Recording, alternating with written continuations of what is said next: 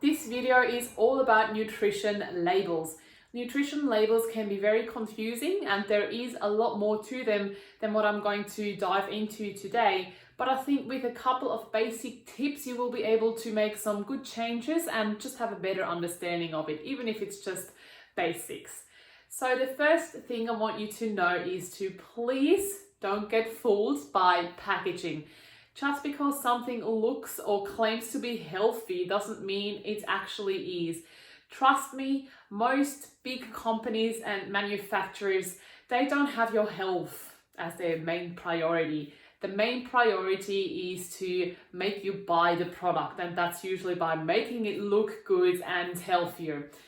So I'm going to use yogurt as an example because yogurt is something that we think is a good option, which it can be, but there is big differences. I like to use Chobani, so that's the Greek yogurt. It's got 0.5% fat and is naturally high in protein. So this is a good example. If we have a look at the ingredients, at the list at the bottom here, it only has a couple of ingredients, and that's what we want to look out for, a short ingredient list. We don't want a long list with a lot of numbers and words that we cannot even pronounce. The shorter the better, and the more natural the better. So they should be wholesome products. So here we've got skim milk and live yogurt cultures, which is good for our gut bacteria. So that's a very good product, easy to understand. Then on the other hand, we have other products that are very high in sugar and we might not even realize. So I am taking this yogurt, Chipsland, as an example. It's quite a popular yogurt as well. Ingredients, so you can see the list is quite long. Then it says yogurt 90%. That's great because I'm buying a yogurt. And then in bracket it has skim milk, concentrate, water, cream, sugar, milk protein and cultures. So the actual yogurt part isn't even just milk. It's made up of different things and it has sugar in them. So the order of the ingredients that are listed is quite important too. Whatever is listed first is the main ingredient. So if you see sugar quite high on that list, so pretty much one of the first things, then it's more sugar than anything else. Then it also has thickness and random numbers and natural flavors. So we have numbers here at the end. And natural flavors doesn't actually mean a lot. So that could be anything, doesn't necessarily mean much good. So that's something to be mindful of.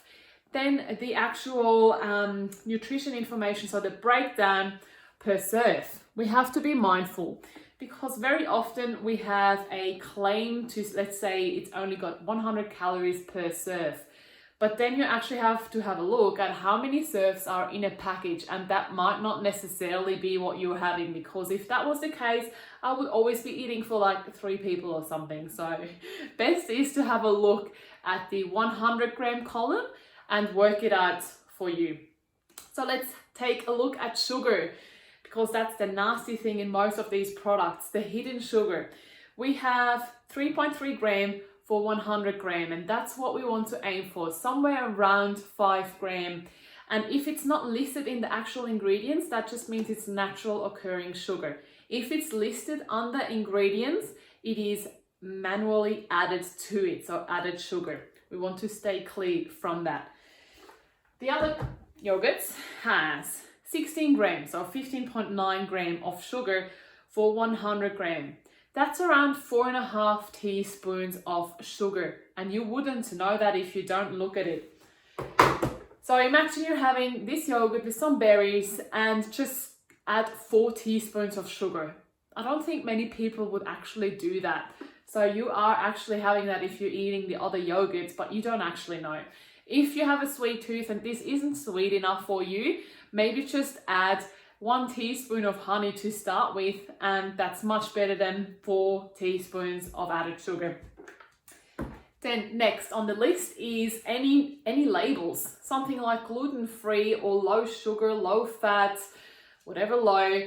that doesn't actually make it any better. Usually it actually means it has been more processed and there is different things added to make up for whatever they have removed. So for low fat products, very often they have removed the fat but have added a lot of sugar to make up for the taste, and that's not a good thing. So don't fall for labels. Same for gluten-free. I'm probably going to do another video about gluten-free products, but just a gluten-free label doesn't make anything any healthier. Same thing goes for organic. Organic is great, but just because it's organic doesn't mean it's better for you. So if you go and buy 1 kilo of organic sugar, that's great, but it's not actually better just because it's organic. Same for all the treats, unfortunately. The other thing on the list is health star ratings. The health star rating system doesn't really make too much sense to me. Some of them are fine. Yes, some products are really good and good for you, but then there is other things that don't really deserve a rating for me. So that's basically things like Milo or cereal that's quite high in added sugar. They get like 4.5 star rating out of 5 stars. Doesn't really make sense to me. The real healthy products, they do not come in any label, in any packaging, and they don't have labels attached. So that's any fruits or vegetables or most dairy products, eggs, things like that. So please don't just go off labels. Your best bet is to buy stuff that's not in a package and stuff that doesn't have any labels. So your main components of your diet should be fresh fruits and vegetables at all times. So I hope these couple of tips helped you today. Now go have a look at your pantry and your fridge, have a look at what's in there and check out the ingredients, and you might be able to go to the shops and make some good swaps. Thanks for listening, and I will see you very soon.